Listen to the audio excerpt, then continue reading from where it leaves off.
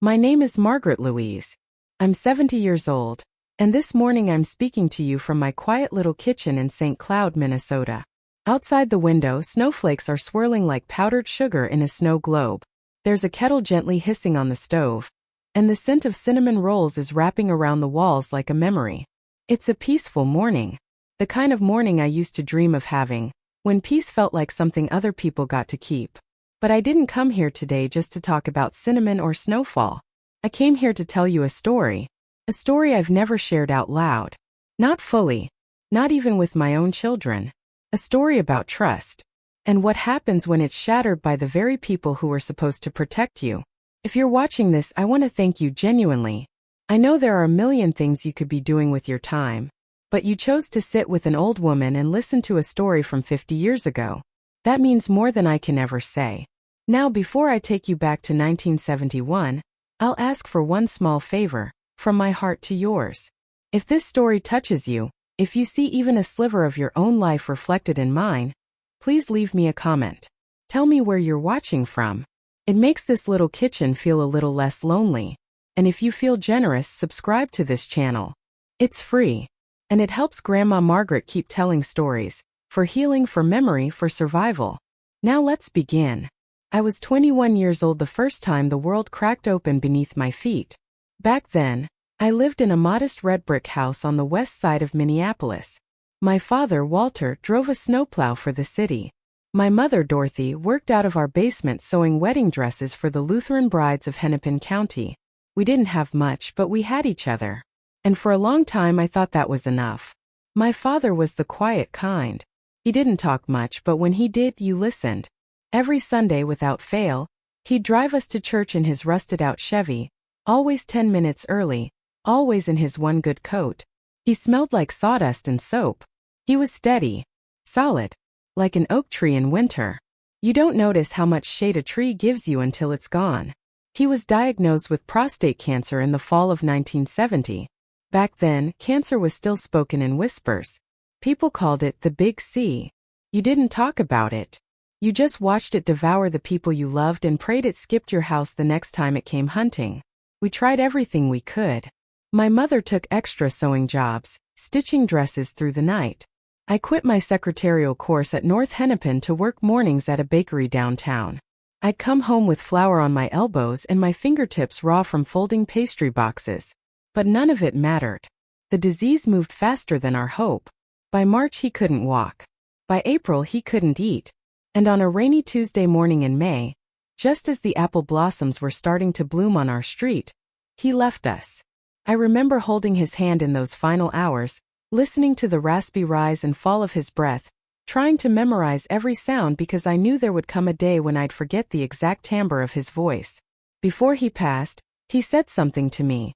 Something that would stay carved into my heart like initials in an old oak tree. Your mother. She's strong on the outside but not inside. Take care of her. And take care of yourself. Don't let anyone ever make you feel small. Those were his last words to me. I held them close. I believed them. I believed my mother needed me. I believed she was broken. That her coldness after his funeral was just grief. That the distance between us was just her way of coping. But I was wrong. It didn't happen all at once. My mother didn't turn into a stranger overnight. It happened slowly, like water dripping on stone. First she stopped cooking. Then she stopped going to church. Then she started going out late, coming home with red lipstick and the scent of gin clinging to her coat. I just need a little air, she'd say. You wouldn't understand. You're still a child. And maybe I was. Maybe that's why I didn't question her when she spent the last of Dad's life insurance money on a new wardrobe. Or why I ignored the uneasy twist in my stomach when she brought a man home for dinner one night, Vincent Hale, a well-dressed lawyer with slick hair and eyes that scanned me like a crossword puzzle he planned to solve later. You've got your mother's smile, he said that night while cutting into his steak. I didn't smile back. Something about him felt too polished, like a mirror that showed you what you wanted to see. But my mother, she lit up like a Christmas tree whenever he was near.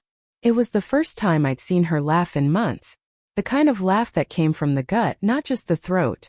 And I, naive, grieving, hungry for peace, let my guard down. I didn't know then that the two people sitting across from me at that dinner table were already planning the worst betrayal of my life. But if you're still with me, dear listener, come back for the next part. Because this story is just getting started. If my mother was a storm, blowing in and out, loud, unpredictable, then my father was the still water that anchored everything around him. His name was Walter Allen Burke. He was a tall man with wide shoulders, cracked hands, and a voice so low it almost rumbled in your bones when he spoke. But he rarely did. He was the kind of man who only said what needed saying, and when he did, you listened like it was scripture. He worked for the city's road division for almost 3 decades. Every winter he drove a plow through Minneapolis blizzards so that families could get to church, to school, to the grocery store. I remember watching him through frosted windows, bundled in his heavy blue coat, maneuvering that orange truck like a warship through white waves. Sometimes if I was lucky he'd take me with him. I was 7 the first time I rode shotgun, wrapped in 3 scarves, sipping from a thermos of cocoa. The roads were invisible beneath layers of snow, but he navigated like he could see right through the storm. How do you know where to go? I asked, peering through the white blur. He tapped his temple gently. You learn the curves when the roads are clear, so you can trust your memory when they're not. That line stuck with me.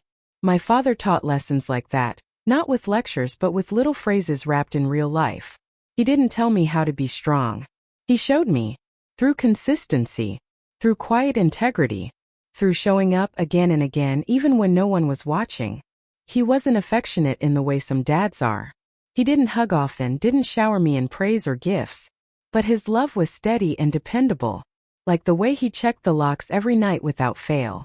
Or how he always left the porch light on when I was out past dark. Or how he'd warm my gloves on the radiator before I left for school. There was one winter, it must have been 64, when my boots had cracked soles and we couldn't afford new ones. I remember pretending not to care, trying to laugh it off at school. But that night, I came home and found a brand new pair of boots waiting by the fireplace. They weren't wrapped. There was no note. But I knew. He'd gone without his usual Sunday thermos refill or sacrificed one of his work jackets to make that happen. That was his way. Quiet sacrifices. Small, invisible things that stitched a family together without needing applause. He used to take me to the lake on Sundays after church, just the two of us. We'd sit on an old wooden bench that overlooked the water. He rarely said anything. He'd just sit, legs crossed, eyes scanning the horizon. I'd chatter about school, the neighbor's dog, or whatever book I was reading. And he'd listen, really listen. There was something about being in his presence that made even my childish stories feel important. Like he was holding space for me. No interruptions. No judgments. Just silence that felt like safety. I remember once I told him I wanted to be a writer. I was maybe 10. I expected him to laugh or say something practical like, "Writers don't make money." But he just nodded and said, "Then you write. Even if no one reads it. Especially if no one reads it." That sentence lived in my spine every time I scribbled poems in the margins of my school books. Every time I stayed up past midnight journaling by candlelight. And later, much later, when I had no one to talk to and only blank pages to confide in, that voice still echoed. Right. Especially when no one's listening. But maybe the greatest lesson my father ever gave me was what not to accept. One evening, summer of '68 I think, I came home crying because a boy from my school had made fun of my teeth, said they were too big, called me rabbit girl in front of the whole lunchroom. I told Dad about it, expecting him to say something soft like boys will be boys, or ignore him. Instead, he looked at me with his deep, steady eyes and said, "People will try to shrink you to make themselves feel taller. Don't ever stoop to fit inside someone else's box." He said it once, then went back to fixing the screen door like it was nothing. But to me it was everything. Because when you hear something like that from a man who's lived through war, poverty, and a lifetime of quiet endurance, you believe it. And more importantly, you begin to believe in yourself. The thing is, you don't really appreciate men like my father until they're gone. Until you realize how rare they were. Until you see what happens when someone who isn't like him walks into your life, and you start comparing the way they touch you, talk to you, lie to you. And suddenly, you see your father's silence wasn't emptiness. It was strength. Because when Vincent Hale came into our lives years later, Suit pressed, teeth perfect, voice sweet as honey. I found myself aching for the kind of truth that didn't need to be spoken. The kind of truth my father lived by. In the days after Dad passed, the house felt colder. Not just because it was May and the furnace had gone out, but because the anchor was gone. He had been the moral compass, the quiet standard that none of us realized we were using to measure everything. My mother unraveled in his absence. I tried to hold it all together, to be strong the way he was. But I wasn't made of quiet steel the way he was. I was soft, open, naive, and without his guidance, I would make choices that would lead me straight into a darkness he never could have imagined for me. Sometimes I wonder what he would have said if he'd seen what was coming. Would he have warned me? Would he have shouted for once in his life? Maybe. Or maybe he already had. Don't let anyone ever make you feel small. Y uscì lista na tarde. Held on tighter. But life has a way of testing the lessons you think you've already learned. Especially when you're least prepared. When people talk about cancer, they usually talk about the body. They talk about the weight loss, the nausea, the surgeries, the medications. They talk about hair falling out in the shower drain, about needles and hospital corridors and the smell of antiseptic. But no one talks about what cancer does to a family. How it rearranges everything you thought was certain. Like someone taking apart a house, brick by brick, until you're left with nothing but a foundation you're not sure you can stand on. My father's diagnosis came on a Wednesday. I remember that because Wednesdays were always meatloaf nights, and that night the meatloaf sat untouched.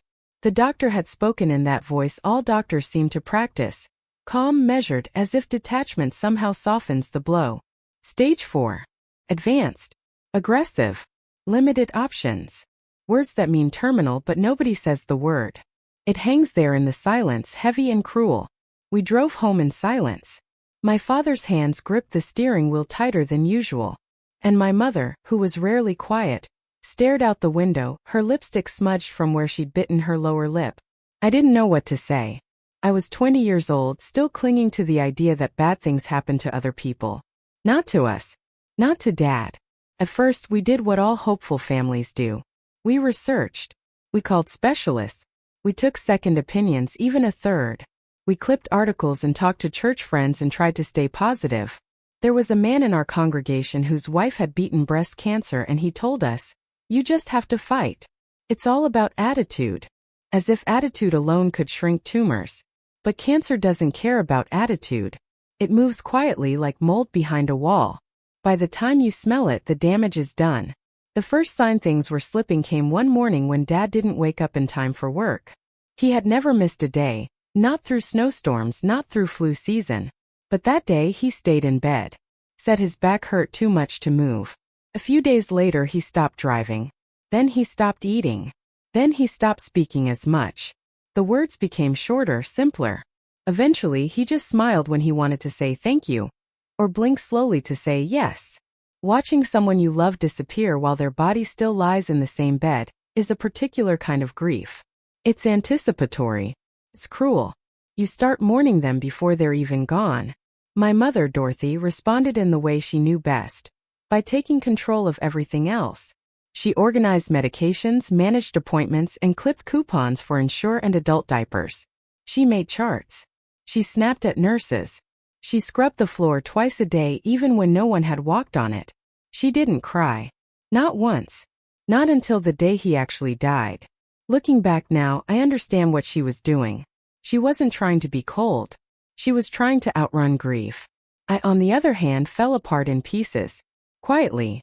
I would leave the hospital and sit in the car for 30 minutes, staring out the windshield, trying to remember how to breathe normally. I stopped going to my evening classes. Stopped answering calls from my friends. Stopped looking at myself in the mirror, because I didn't recognize the girl staring back. I took on more hours at the bakery. Not for the money, we didn't have time to spend it anyway. But because kneading dough felt like the only thing I could control. There was something soothing in the rhythm. Flour, water, salt, yeast. Simple things. Things that rose when you gave them warmth and time, 2 things we were running out of. We kept his hospital bed in the living room. That way he could see the garden, the squirrels, the trees when they changed in autumn. He liked to sit quietly, watching the wind move through the branches. Sometimes I wondered if he was already starting to leave us. one breath at a time, like the wind slowly blowing sand from a sculpture until it disappears. One night in early November, he motioned for me to come close. He could barely speak at that point, but his voice still held that same gravelly strength. "Take care of your mother," he whispered. "And take care of yourself. Never let anyone make you feel small." I nodded, my throat burning. I wanted to say something profound. Instead, I cried into his hand. He passed away just before sunrise. The world outside was quiet, still covered in frost. My mother, usually so composed, finally broke down. She sank to the floor, sobbing like a child. I held her. She held me. And for a brief moment we were two women in mourning, not mother and daughter, not soldier and nurse, just human. But grief, I would learn, doesn't unite people the way it does in the movies. In real life, it carves people in different directions. Some collapse inward. Some lash out. Some run. And some, like my mother, build walls so high they lose sight of anyone on the other side. The months that followed were a blur. The insurance money came in, a small amount, barely enough to cover the hospital debts. We sold Dad's truck, stopped going to church. And the house, that red brick house that had once held laughter and music and Sunday roast beef dinners, grew quieter and colder. Mom started going out more. She bought expensive perfume, got her hair done every week. At first, I thought she was trying to lift herself out of grief. Later, I realized she was escaping something else entirely. People say cancer kills one person, but sometimes it takes more than that. Takes joy, takes faith. It takes the structure of a family and leaves behind hollow rooms echoing with absence. Took my father. But it also took my mother, in a way. The woman who raised me, who tucked me in, who made birthday cakes shaped like butterflies, she didn't survive either. She just changed her clothes, put on a different smile, and never looked back. I thought the worst was over. But the darkest chapter hadn't even begun. Because just a few months later, Vincent Hale would come back. And he wouldn't come alone. They say grief changes people. I used to think that meant people became more fragile, more reflective, or more grateful for the time they had left. But grief doesn't always soften a person. Sometimes it sharpens them. Sometimes it turns loss into a kind of hunger. One that can't be fed with tears or comfort. Only with control. With attention. With things. And that's what happened to my mother. Dorothy Burke wasn't always like that. She used to hum while she sewed. Little hymns from church or old love songs from the 40s. She'd press her palm to my forehead when I had a fever and whisper, "Mama's here." Her hair always smelled like lavender. Her hands were always busy. Her love, though not overly affectionate, was real, tactile, reliable. But after my father passed, it was as if she peeled off that version of herself like an old dress, and stepped into someone entirely different. At first, I mistook it for strength. She started dressing up again, makeup, perfume, high heels in the kitchen. She cleaned the house with a kind of fury, as if every speck of dust was a reminder of her widowhood. She hosted neighbors for card nights, poured herself generous glasses of wine, and laughed too loudly at things that weren't very funny. Grief expresses itself in many ways, our pastor said when I asked him about it one Sunday after service. But this didn't feel like grief. Felt like performance. Like she was auditioning for a life without my father. A life where she could be anyone else but the woman left behind. I remember one afternoon, maybe 3 months after Dad's funeral. I came home from work early and found her dancing barefoot in the living room. Frank Sinatra on the record player. A bottle of brandy half empty on the table. She was wearing one of her old cocktail dresses, something she hadn't touched in years. And she was dancing alone. Spinning. Smiling. Lipstick too red for a Tuesday. I stood in the hallway just watching. And for a second, I didn't recognize her. The changes weren't just in how she looked. It was in how she treated me. Before we had been partners. In mourning. In surviving. But now I felt like a burden in my own home. She began delegating everything to me, bills, errands, cooking, the groceries. She'd say things like, "Your father would have wanted you to be strong." Whenever I pushed back. Or, "I'm too tired to think." "You do it." And so I did. I took care of everything. I worked long shifts at the bakery, came home to clean, kept her calendar, refilled her medications, though truthfully I suspected she'd stopped taking them altogether. She was spiraling. But she was spiraling upward, toward some fantasy version of herself that didn't include me. Then came Vincent. I met him one Sunday after church. I was folding laundry in the kitchen when she walked in, wearing her pearls and a perfume I hadn't smelled since before Dad got sick. "This is Vincent Hale," she said, gesturing to the man behind her. He was polished, confident, the kind of man who makes you feel like you've seen him in a magazine but can't quite remember where. He smiled and kissed my hand. "Pleasure," he said. "You must be the famous Margaret." I didn't feel famous. I felt uneasy. Vincent started showing up more and more. He brought flowers for her. He brought wine for them. He brought stories about his law firm downtown, his travels, his taste in art and food and books. And Dorothy, my mother, the seamstress widow from Minneapolis, lapped it all up like honey. She began quoting him. "Vincent says it's important to have wine with dinner. Vincent says we should get out of the city for the weekend. Vincent says grief is just love that has nowhere to go." I wanted to scream, because Dad had only been gone 6 months. His coat was still hanging on the hook by the door, his boots still by the back porch. And yet, here was my mother, floating in some kind of wine-soaked rebirth, Vincent at her side, like my father had never existed. One night I found a shoebox in her closet. Inside were letters, dozens of them, old yellowed love letters, from someone named Charles. They weren't from my father. They were dated before she married him. Passionate, poetic, full of longing. I read them stunned. And slowly, a picture began to form. Of a young Dorothy, dreaming of Paris and poetry, but settling for snowplows and Sunday roast. She had loved someone else. And she had buried that part of herself. Until now. After that, I began to see her differently. Not as a mother. Not even as a widow. But as a woman who felt she had missed her life.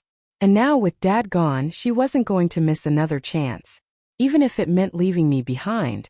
The final shift came when she suggested we sell the house. "Our memories are too heavy here," she said over dinner, slicing into her pot roast like a surgeon. "And Vincent has a spacious condo downtown. He offered to let us both stay there until we figure out next steps." I nearly dropped my fork. "Both of us?" I asked. "Yes," he insists. "It's practical." It didn't feel practical. It felt strategic. I said I needed time. But the truth was I needed air. Because that was the moment I knew. I was no longer her daughter. I was just another piece on her chessboard. Grief had taken my father. But greed, disguised as reinvention, was taking my mother. And the worst part? She didn't seem to notice. Or care. I told myself it couldn't get worse. I told myself maybe she just needed love again. Maybe she just needed to feel alive. But I was wrong. Because love wasn't what Vincent Hale wanted. And neither was I. They say when the devil wants to enter your life, he doesn't knock in the night. No. He shows up in broad daylight, well-dressed, well-spoken, and with a smile that feels like a warm handshake. That's how Vincent Hale walked in. Not like a storm. Not like a thief. But like an answer to a prayer no one had the right to make. The first time I really talked to Vincent alone was on the front porch, late in the summer of 1972. The air smelled like cut grass and distant bonfires. My mother was inside, reheating a casserole. Vincent was smoking a cigarette. His sleeves rolled up just enough to show tanned, veiny forearms. "You're very protective of your mother," he said, exhaling toward the maple tree. I didn't respond at first. Then I nodded. "She's all I have left." He smiled slow and practiced. "She's lucky to have you. Most girls your age are out chasing parties. But you? You're steady. There's something old-fashioned about you, Margaret." I like that. That was his talent, planting compliments like landmines. They didn't explode right away. They waited. Until the moment you stepped too close, too trusting. Over the next few weeks, Vincent became a fixture in our lives. He took us to dinner at places I'd never dreamed of going. White tablecloth restaurants where the waiters wore gloves and the menu didn't list prices. He brought gifts for my mother. Scarves from Italy, perfume from Paris, a silver bracelet engraved with her initials. But what surprised me most was that he brought things for me too. Books, chocolate truffles in velvet boxes. One time a fountain pen. "For your journaling," he said, like he had known I did that. I hadn't told him. It was subtle at first. The kind of attention that made you feel seen without quite knowing how. And I remember thinking, maybe he really is that good. But here's the thing about men like Vincent. They don't move fast. They don't break doors. They bend the hinges just a little. So slowly that when the house finally collapses, you think maybe it was your fault. There were signs. Small ones at first. One night, I found him in the living room reading one of my journals. He didn't even look embarrassed. "You write beautifully," he said, tapping the open page. "You shouldn't hide it." I felt violated, but I said nothing. Because he said it with a smile. And he used words like beautiful. And I was still so unsure of my own boundaries that I mistook that smile for permission. Then there was the time I caught him in my bedroom, holding a scarf of mine. "Oh, I thought it was Dorothy's," he said too quickly. "But my mother never wore lavender."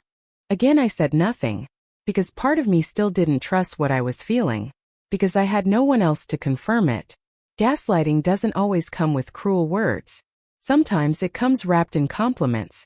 Sometimes it looks like kindness until it doesn't. He started staying over more often. Then he just stopped leaving. Before I realized it, Vincent had taken the drawer my father used to keep his tools in and filled it with cufflinks and cologne. He used my father's armchair. Hung his coat on the same hook. It felt like someone was slowly erasing Dad. Not with malice but with elegance. With expensive wine, dinner reservations, and the kind of charm that made people question you for being uncomfortable. By November, my mother was no longer sewing. She'd given away her machine. Started talking about moving to somewhere warmer. She mentioned Arizona, then casually floated the idea of Vincent and I getting to know each other better. "You're both single after all." I laughed. Awkwardly. "Mom, he's your boyfriend." She shrugged. "He's fond of you, Margaret. I see the way he looks at you." I felt sick. Because I'd seen it too. There was a moment that winter that still chills me when I think of it. It was after dinner. The dishes were done. My mother had gone upstairs to bathe. Vincent and I were alone in the kitchen. He poured himself a drink. Then one for me. I declined. He poured it anyway. "You've got a beautiful mind," he said, leaning closer than necessary. I stepped back. "I think you've had enough." He laughed softly. "Relax. I'm not going to bite. Unless you want me to." My hands trembled. But still I said nothing.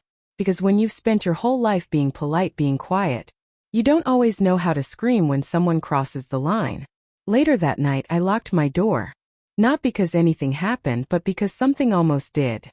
And the almost was loud enough to echo in every corner of my body. I started watching more closely. How Vincent would touch my mother's back. Then let his hand linger when I walked past. How he'd ask me questions he already knew the answers to. Testing how much I remembered, how easily I could be distracted. He was studying me. That's what people like him do. They map you out. They find your softest parts. Then they press. Not all at once. In inches. I began to journal obsessively. Not just because I needed a place to put the fear, but because I knew somewhere deep down that I'd need proof. That someday someone might not believe me. And I wanted every look, every word, every breath he stole written in ink. I also started saving money. Little by little. Tips from the bakery, change from errands, even coins from coat pockets. I hid it in an old tea tin beneath my bed. Because even though I wasn't ready to leave, I knew the day was coming. The day I'd have to choose between my silence and my safety. But the worst part, the part one can barely say even now, wasn't that Vincent was slowly turning our home into a place I didn't recognize. It was that my mother let him. She saw it. She had to. But she chose not to see. Because when people are desperate to rewrite their lives, they don't just burn the past. They burn anyone who reminds them of it. I thought I was imagining it all. That maybe I was just jealous. Overreacting. Reading into things. But I wasn't. Because the truth, the terrible burning truth, was waiting just around the corner. And once I saw it, I'd never be able to unsee it again. They say when something feels off, it usually is. You can't always explain it. Can't always name it. But your body knows. It tenses around the lie, flinches at the touch that lasts too long, pauses when a laugh isn't quite right. That's what started happening to me. First it was small things. The way my mother would stop laughing the moment I walked into the room. The silence that followed certain sentences, like a conversation had just been folded up and put away. The way Vincent always seemed to know where I'd been, even when I hadn't told him. "Bakery was slow today?" he'd ask casually, on days I'd stayed late to avoid going home. He was always so tuned in, but not in a comforting way. In a calculating way. Like someone who'd studied the blueprints of a house he planned to break into. There was a night in late December that still sticks to me like frostbite. I came home early from work. A delivery truck had broken down, and Mrs. Riley told us all to go home. So I did. Quietly. I didn't slam the door. Didn't announce myself. I was just hoping to grab a cup of tea and a slice of leftover pie. But as I opened the front door, I heard laughter, her laughter. My mother's. Light, girlish, the kind of laugh I hadn't heard since my father was alive. Then I heard his voice. Vincent. The two of them. In the kitchen. Talking in hushed tones, punctuated by chuckles that felt too intimate, too rehearsed. I froze in the hallway, coat still on, heartbeat loud in my ears.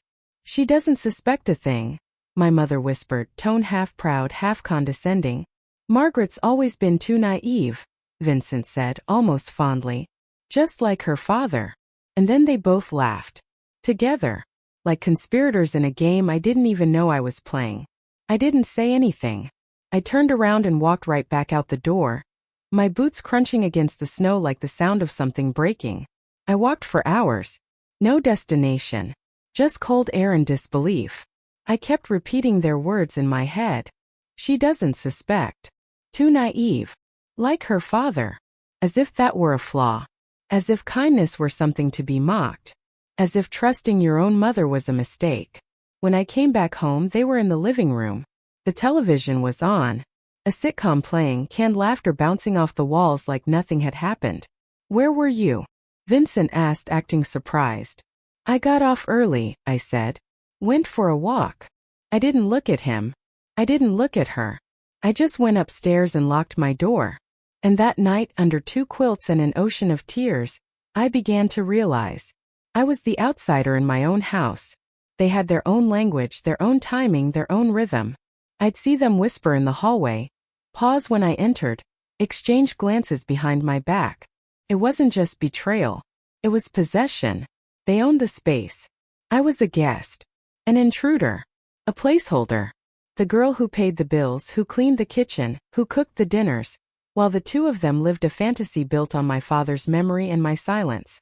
One night, while washing dishes, I dropped a plate. It shattered across the floor, and I sank down beside it, suddenly overwhelmed. And I remember Vincent standing there watching me. "You okay?" he asked. I nodded. He crouched beside me, picked up a shard, held it up to the light. "You're so careful, Margaret. But even careful things break." Then he smiled. And I knew he wasn't talking about the plate. I started documenting everything. Every whisper. Every look. Every moment that felt wrong. I had a notebook I kept tucked under my mattress, and every night I'd write down what happened that day. The scent of perfume on Vincent's collar. The lipstick stain on his coffee mug when my mother hadn't been wearing red. The way her bedroom door was sometimes locked at noon. No one would believe me without proof. Because they were so good at pretending. So good at smiling in public. Acting like a respectable couple hosting her poor, overworked daughter. There was one day, New Year's Eve, when it all but confirmed itself. They had dressed up for a party, but I knew no invitation had come. My mother wore a velvet dress I'd never seen before.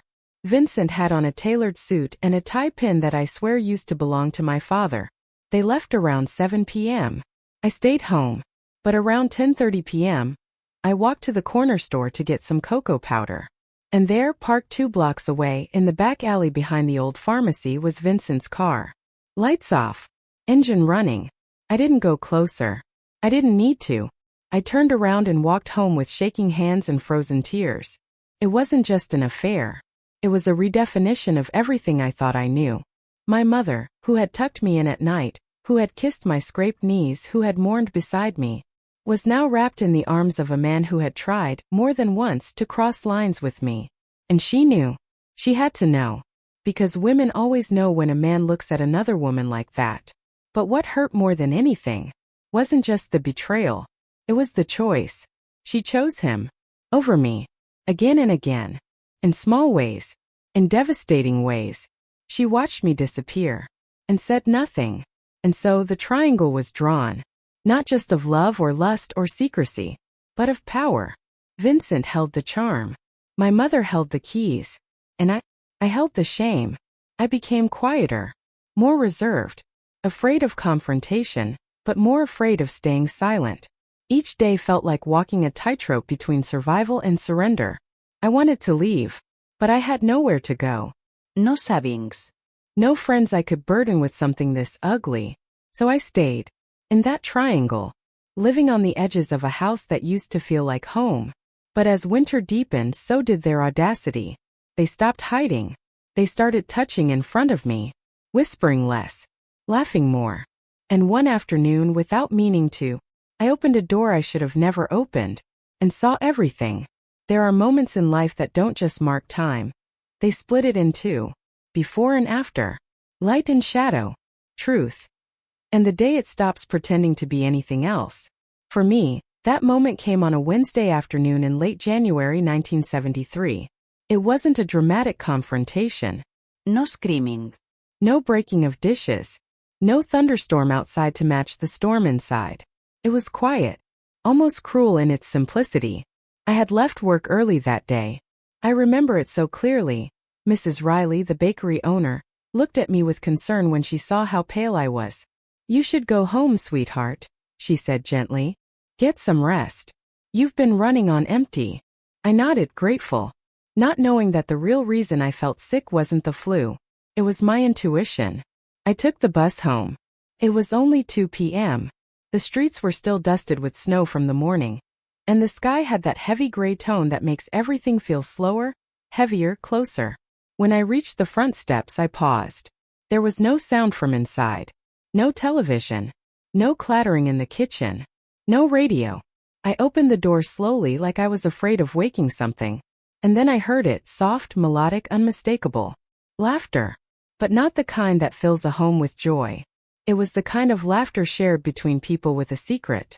It echoed from the kitchen. My mother's laugh, bright and girlish. And then Vincent's voice, low, amused, intimate. I didn't call out. I don't know why. Something in me knew not to. I walked down the hall slowly, each step echoing off the hardwood like a warning bell. As I got closer, the words became clearer. "She doesn't suspect a thing," my mother said, her voice soft but sharp. "Margaret's always been too naive," Vincent replied with a chuckle. "Just like her father. All principle, no power." And then they laughed. Together. Again. It was the laughter that broke me. Not the words. Not the insult. The shared amusement, like I was a joke they'd been rehearsing behind closed doors. In that moment, something inside me turned cold. Not angry. Not even heartbroken. Just still. I didn't burst in and confront them.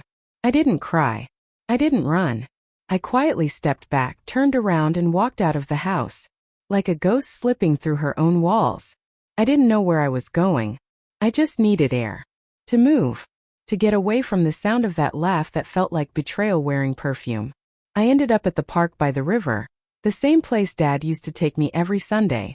It was empty, except for a few crows and the wind.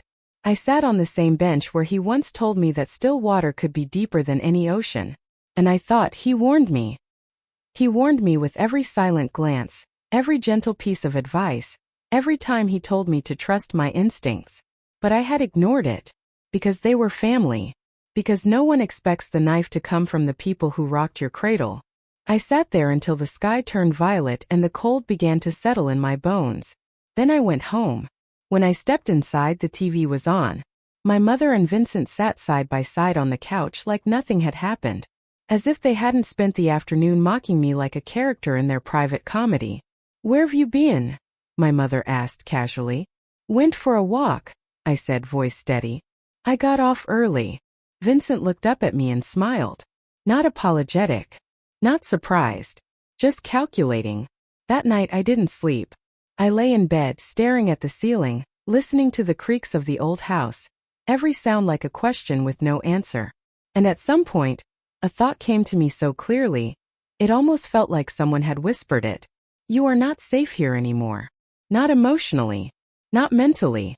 Maybe not even physically. The next few days blurred together. I became quiet, observant.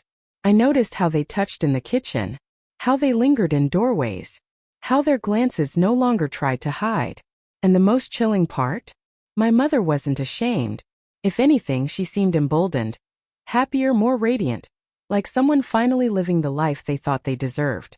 She began to dress more boldly, speak more confidently, even joke about things that weren't funny. And Vincent, well, he grew bolder too. He no longer knocked before entering rooms, no longer cared if his shirt was halfway unbuttoned, no longer pretended that I was part of this family unit. There was a moment I'll never forget. I was in the laundry room folding towels when I heard them upstairs.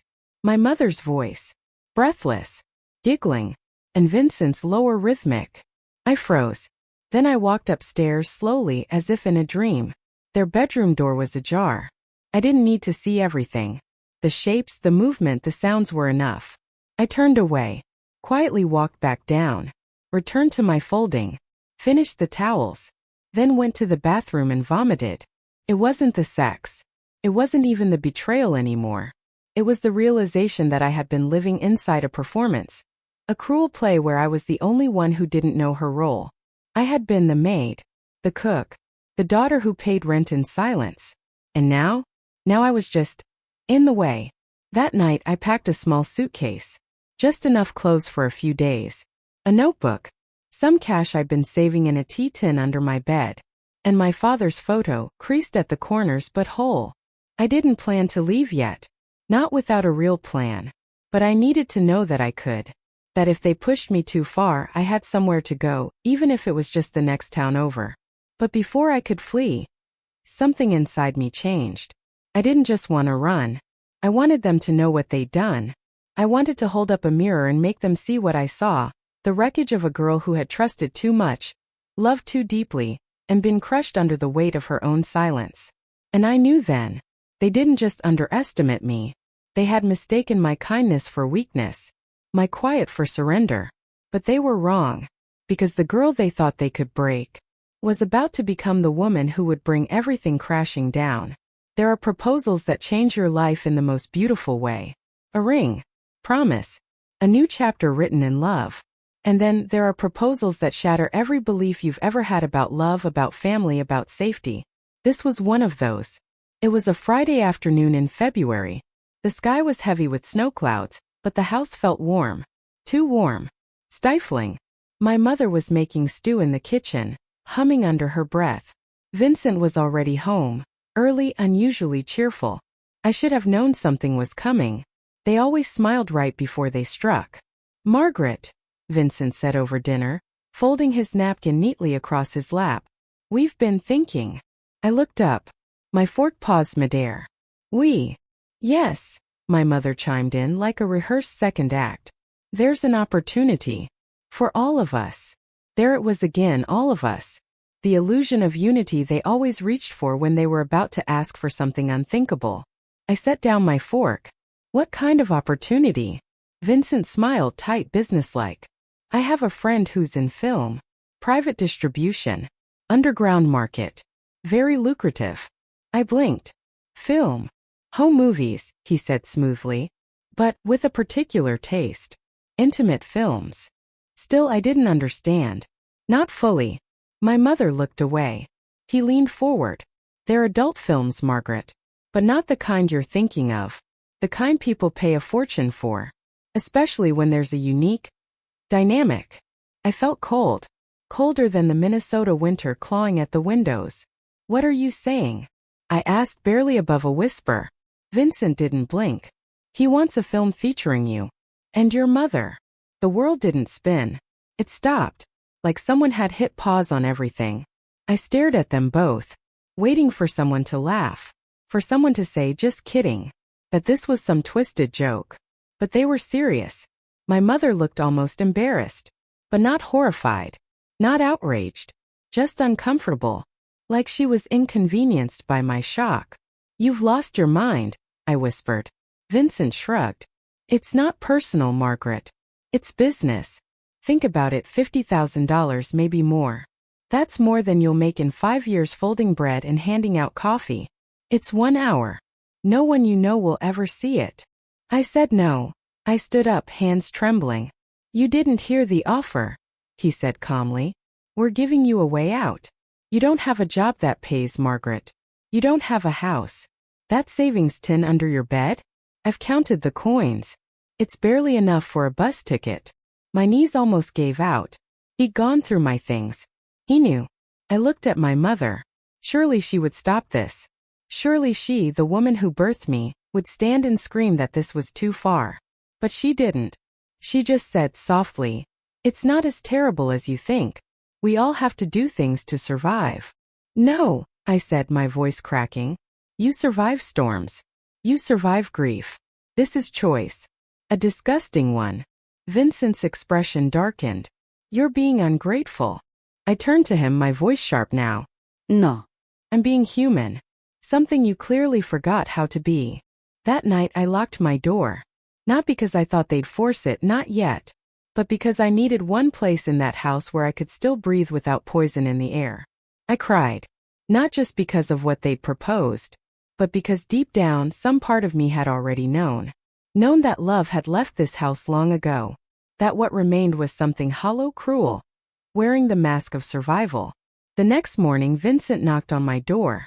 "I hope you slept well," he said flatly. "You still have time to reconsider." I didn't open. He spoke through the wood. "You think the world is fair, Margaret? You think kindness gets rewarded? Doesn't. You either play the game, or the game plays you."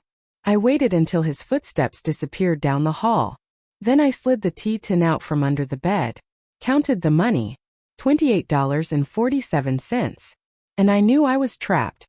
In the days that followed they tried everything. Soft persuasion, logical arguments, guilt. "This is a way to move forward," my mother said one afternoon, slicing apples for a pie. "We can't live in the past forever." Ich starrte her. "You're talking about filming your daughter in a sex act. With you." She flinched, but only slightly. "People do worse for less." I said nothing, because nothing I said mattered. They weren't interested in truth, only in control. The final straw came on a Tuesday. Vincent came into my room while I was changing. Nonak. He stood in the doorway watching me pull my shirt down. "You don't have to pretend, Margaret," he said. "There's a part of you that's curious. You want to feel powerful. This is how." I didn't scream, didn't throw anything. I just looked him dead in the eye and said, "You're going to regret this." That night I began planning. Not to run. Not yet. But to fight. As they didn't just want to break me. They wanted me to sell myself while they cashed the check. But they'd forgotten one thing. I may have been quiet, but I remembered everything. And so I started writing, watching, gathering. Every moment, every whisper, every fingerprint they left on the lies they tried to sell. Because if they wanted to turn me into a product, I was going to turn their crime into proof. There's a kind of silence that doesn't come from peace. Comes from survival. From knowing that if you speak too soon, you'll lose everything. So you swallow your anger. You sip your tea. You smile at people who would gladly destroy you. And you wait. That's what I did. After Vincent's proposal, that twisted, cruel idea that I could be convinced to sell my dignity for their comfort, I stopped fighting on the surface. I became agreeable, quiet, even soft, because I knew something they didn't. I wasn't going to run. I was going to gather, record, plan. And when I left, I was going to take them down with me. The first step was listening, really listening, to the way Vincent's voice changed when he talked about opportunities, to the way my mother avoided eye contact whenever I mentioned my father, to the way they whispered at night behind closed doors, believing I couldn't hear them. But I heard everything. And I started writing it all down, every conversation, every shift in tone, every plan half spoken but fully meant. I had a notebook I kept tucked in the lining of an old pillow. I wrote in tiny letters, pressing the pen gently so the pages wouldn't crinkle, just in case they ever checked. Then came observation. I noticed where Vincent kept his briefcase, where he locked his desk. I watched which drawers my mother used for her receipts, how she folded her important papers. I memorized the creak of each floorboard, so I could move silently if I needed to. There's something about living with predators that sharpens your senses. You learn to listen with your whole body, to feel the shift in the air before something awful happens. And I was learning. Quietly. Carefully. Day by day. I also saved. Every spare penny. Tips from the bakery, change from groceries, coins I found under cushions and old coats. I didn't spend a cent on myself. Not a single chocolate bar or second-hand novel or pretty scarf. Everything went into a small rusted cookie tin, hidden behind the loose panel in my closet wall. I checked it every night. Not for the money, but to remind myself I was building a way out. Even if it was slow, even if it felt hopeless, it was something. And something is all you need when your life feels like it's shrinking. But I knew money alone wouldn't be enough. I needed proof. Because men like Vincent, they don't just lie. They rewrite history. They stand in courtrooms and smile with perfect teeth and say, "She was unstable." They say, "There was no coercion." They say, "It was a misunderstanding." And they're believed. Because they wear suits. Because they have charm. Because they know how to play the game. So I had to collect undeniable truth. One morning while cleaning the house, as I always did, I saw him leave the office door unlocked. He never did that. Not once. I waited 10 minutes. Made sure he was gone. Then I slipped in. I didn't take anything. Not yet. But I looked. Carefully. Inside the desk drawers. Behind the books. And there it was. The camera. The same one he had described in his business plan. The same one I knew he'd use if he ever got his way. Beside it were 2 tapes, both labeled by date. And in the bottom drawer a folder. It held copies of the house sale, bank transfers, and a handwritten budget. Not for a wedding. Not for a new start. For a business. My mother's name wasn't on any of it. Just his. Vincent Hale. I didn't take them that day. I needed to be smarter than that. I memorized what drawer they were in, how they were positioned, what other objects were near them. And I waited. 2 weeks later another window opened. They had gone out for an early dinner. I knew that meant hours. I moved fast. I took the tapes, the folder, the deposit receipts, everything I could fit into a canvas tote. Then I rearranged everything exactly as I had found it. Down to the way the paperclip held the receipts. Down to the angle of the pen left on the desk. Because if Vincent suspected I'd been in his world, it was over. I hid the evidence under the floorboard beneath my bed. I had pulled up the carpet, loosened one of the panels weeks before, preparing for this moment. And then, I waited again. I acted normal. Made dinner. Did laundry. Nodded along to their fake stories about wedding invitations and cake tastings, none of which I was ever invited to. And I kept writing. Every hour. Every violation. Every lie.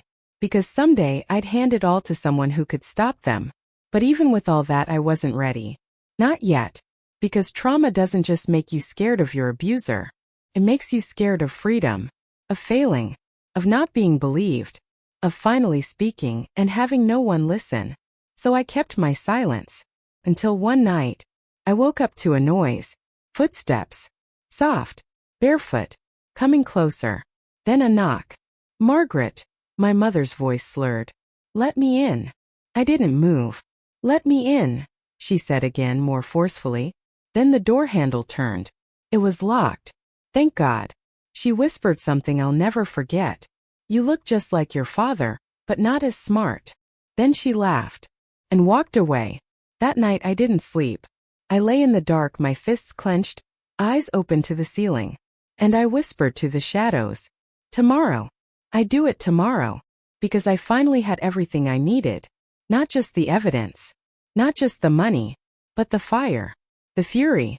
The understanding that silence had never protected me. And now it was time to speak. There's a moment in every survivor's life when silence becomes heavier than the truth. When pretending you're okay hurts more than admitting you're broken.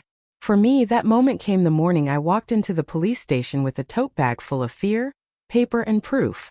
The sky was still dark when I left the house. I didn't wake anyone.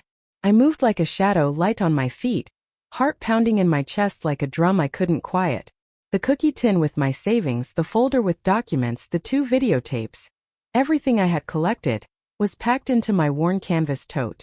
I had written a letter just in case something went wrong. I left it hidden behind my bookshelf, tucked into my old Sunday Bible, in case I didn't come back. I walked. It was cold and my shoes were thin, but I needed to feel the sting of winter on my skin. I needed to remember I was alive. Every step from our neighborhood to the precinct felt like walking across a minefield. What if Vincent saw me? What if he followed? What if someone at the station knew him and didn't believe me? What if, after all this, no one cared? That fear? It never really leaves you. But that morning, I let something stronger take the lead. Anger. Dignity. My father's voice saying, "Never let anyone make you feel small." The precinct was a small building off Main Street, next to the old post office and the library. When I walked in, the fluorescent lights buzzed above like insects. There was a tired-looking officer behind a glass window, sipping coffee from a chipped mug. He looked up. "Can I help you, miss?" I hesitated. My throat tightened. My body wanted to turn around to say sorry, wrong place, and leave. But I didn't. I reached into my bag and pulled out the first page of my notebook, the one where I had written in capital letters, "My name is Margaret Burke. I am a victim of abuse. Please listen to me." His eyes scanned the words. Then he stood up. "Wait here." A few minutes later, another officer came out. A woman maybe in her 40s. Her name tag read Detective H. Larson. She didn't ask me to repeat myself in the lobby. She simply said, "Come with me." That gesture cracked something open in me. Someone was listening. She led me to a small room with a table, 2 chairs, and a box of tissues that had already been halfway used. The walls were beige, the light overhead too bright. She offered me water. I declined. Then she said gently, "Take your time." And I talked. For the first time, fully openly, I told my story. Not in fragments, not in coded whispers, but as it happened. I told her about Vincent, about my mother, about the manipulation, the proposal, the betrayal, the invasion of my privacy, the tape, the words, the hand on my wrist, the smirk on his face, the weight of knowing you are no longer seen as a person but a thing to be used. She didn't interrupt. She didn't fidget. She didn't look bored or skeptical. She wrote, nodded, asked questions gently when needed. And when I pulled out the videotapes, I thought her hand would tremble. It didn't. She handled them like a bomb because in many ways that's what they were. Evidence. Of intent. Of a crime. Of who these people really were behind their neat clothes and dinner parties. I wasn't allowed to be in the room when they watched the tapes. Thank God. She told me I could wait in another room while she and a supervisor reviewed the materials. I sat on a hard bench in the hallway, staring at the wall clock as the minutes passed like hours. I couldn't hear anything, but I could feel it. The weight of truth being finally witnessed. 26 minutes later, Detective Larson came out. Her face was different now. Harder. Like someone who had just looked into the mouth of something terrible. She sat beside me, placed her hand on mine. "Margaret," she said quietly, "we believe you, and we are going to act today." I nodded. The tears came silently, not from sadness, but from relief, from the overwhelming confirmation that I was no longer invisible. They asked me if I wanted to accompany the officers to the house when they made the arrest. I declined. I didn't need to see it. I didn't want to watch them pretend. Watch Vincent try to smile his way out. Watch my mother cry in her robe, feigning ignorance. I didn't need their theater anymore. I just needed space. Distance. Freedom. I stayed at the station a few hours longer, answering more questions, signing forms, allowing them to photograph the bruises still faint on my arm. They brought in a social worker. Her name was Elena. She had kind eyes and a soft voice, and when she asked me, "Do you have anywhere safe to go?" I hesitated. I thought of Mrs. Riley, the bakery owner. Of the small cot in the back room she sometimes used during holiday rushes. "I think so," I said. "I can ask." They drove me there. Elena walked me to the door and stayed until I was inside. Mrs. Riley opened it in her flower-streaked apron, eyes wide with concern. When she saw my face, swollen from crying but somehow lighter than it had been in months, she said nothing. just opened her arms. And I, for the first time in a very long time, let someone hold me. Later that night, I learned they had arrested Vincent and my mother without resistance, that they had recovered more tapes, more documents, that there were other victims, girls like me who had been too scared, too trapped, too isolated. And now, they were being heard too. I didn't sleep much that night, but I didn't cry either. Instead, I stared at the ceiling of Mrs. Riley's guest room, hands clasped over my chest, and I whispered one thing over and over. You did it. You got out. Because I had. I wasn't just a survivor anymore. I was a witness. And that finally meant everything would change. But escaping the house didn't mean escaping the trauma. Freedom comes with its own kind of loneliness. And I still had to learn how to live. Not just without them, but in spite of them. Freedom doesn't feel like fireworks. Feels like silence. A silence that's finally safe. The kind where your shoulders drop without you realizing. Where you wake up without dread. Where your name doesn't echo like a warning. That's what Montana gave me. Not magic. Not perfection. But space. It was Elena, the social worker, who suggested it. You need somewhere far, she said, handing me a brochure for a women's community cooperative in the outskirts of Missoula. A place where no one knows your name unless you tell them. It sounded terrifying, but also like something I could finally claim. A life that wasn't handed to me, or taken from me. One I could choose. I arrived in late April. The snow was melting, and the trees were just beginning to bud. The mountains rose in the distance like quiet giants. The air smelled like pine and something else I couldn't place possibility. I rented a tiny attic room above a bakery. It wasn't much. Sloped ceilings, a creaky bed, and one window that looked out over a pasture of grazing horses. But it was mine. I remember unpacking the few belongings I had. 3 dresses, 2 books, my notebook, and the photograph of my father, and placing them carefully on the shelf. That night, I slept with the window cracked open. And for the first time in years, I didn't dream of escape. I dreamed of standing still. The cooperative was run by a group of women who had their own stories. Some sad, some angry, some still too raw to speak aloud. But no one asked questions. We just worked. We tended to the vegetable garden. We took turns cooking dinner. We cleaned, repaired, hauled wood, and watched out for each other like sisters who shared more than blood. There was something quietly powerful about it. About women rebuilding themselves, not loudly but completely. I worked in the greenhouse most mornings. There was something healing about getting dirt under my fingernails. About watching life grow after spending so long surrounded by rot. I would plant seeds and whisper small hopes to them. Let this season be different. Let me stay strong. Let something good take root. It was there I met Matthew. He wasn't like Vincent. He didn't talk in grand gestures or try to impress. He came by once a week to deliver flour from the local mill, always in his dusty pickup truck, always with a quiet nod and a gentle, "Afternoon, miss." He was kind to everyone. But over time, his eyes lingered a little longer when they met mine. One day he brought fresh-baked rye bread and said, "My mama taught me this one. Thought you might like a slice." I did. Not just the bread. The gesture. The softness. It had been so long since a man offered something without expecting something in return. Took me months to trust him. Even longer to tell him my story. But he never rushed. Never pried. Never flinched when I finally spoke of the tape of my mother, of the betrayal I couldn't explain without trembling. He listened, really listened, then said, "That was never your shame to carry." And just like that, some small part of me exhaled. We weren't perfect. I had my triggers. There were nights I couldn't stand to be touched. Days when I disappeared into myself, quiet and cold, afraid of softness turning sharp again. But he stayed.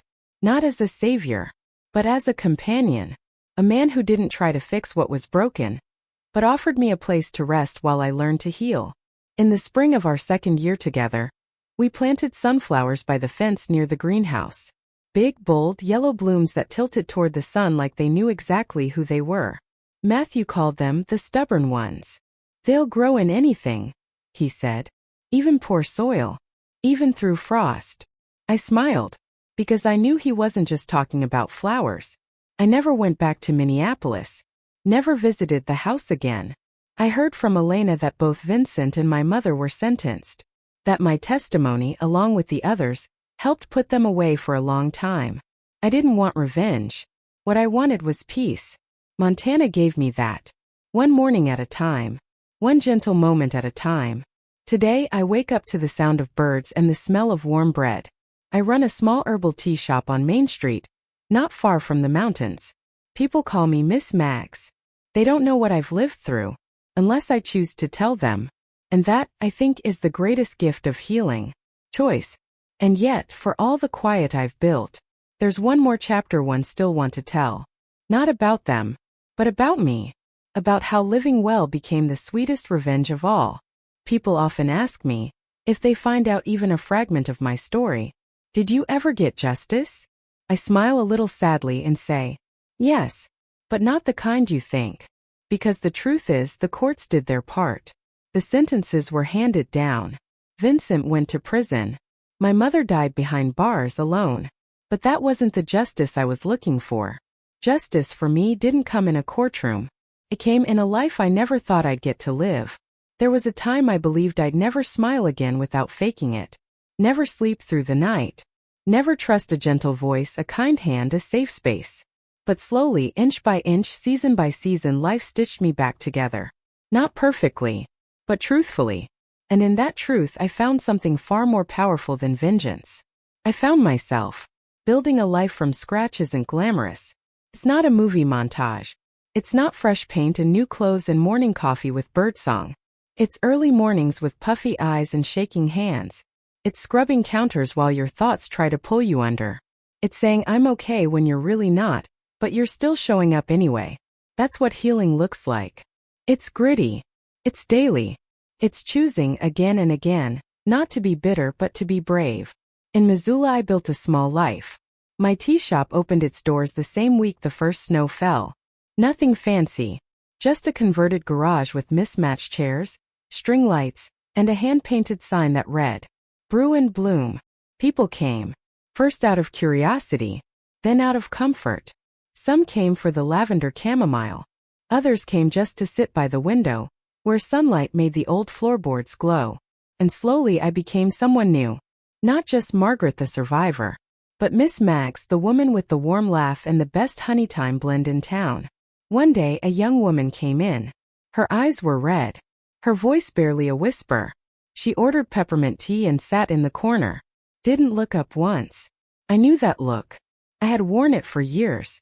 So I walked over, placed a warm cookie beside her cup, and simply said, You don't have to talk. But if you ever want to, I'm here. She nodded. That was it. But the next week she came back. And the week after that. And one snowy morning in February, she told me her story. And I cried with her. Not because her pain shocked me, but because it didn't. I had been there. I had walked out of that same kind of house. And now, I was here. Serving tea. Living gently. Loving deeply. Free. I never wanted to be a hero. I still don't. But what I learned in those quiet years of rebuilding is this. The loudest kind of revenge is silence. But the most powerful kind is joy. Vincent and my mother took many things from me. My trust. My safety. Years I'll never get back. But they didn't win. Because they couldn't take my ability to rebuild. To love again. To laugh with my whole chest. To sleep with the windows open and not worry about what might come through. They couldn't take my faith. Not in religion but in people. In good men like Matthew. In brave women like the ones I met in the cooperative. In young survivors like the girl who came back for tea and told me I made her feel safe for the first time in years. That's what they couldn't kill. And that's what I've built my life around. Matthew and I never had children. But we raised a community. We hosted holiday dinners for anyone who didn't want to be alone. We donated to shelters quietly under other names. We planted trees every spring in honor of women who never got the chance to leave.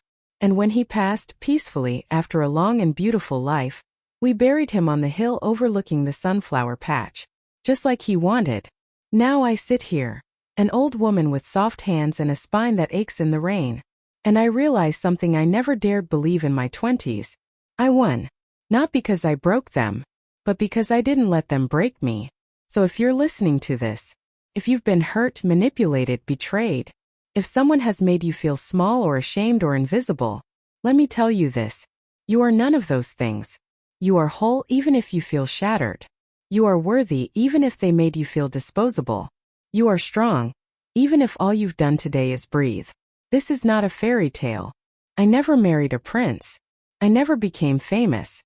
I still have nightmares sometimes. But I also have peace, and friendship, and a life that tastes like honey and sounds like birdsong and feels like home. And if that isn't justice, I don't know what is. If this story touched you even a little, please let me know where you're listening from. Leave a comment. Subscribe. Not for me, but so that this story can find someone else who needs it. And remember, the sweetest revenge is not destruction. It's becoming someone they can never touch again.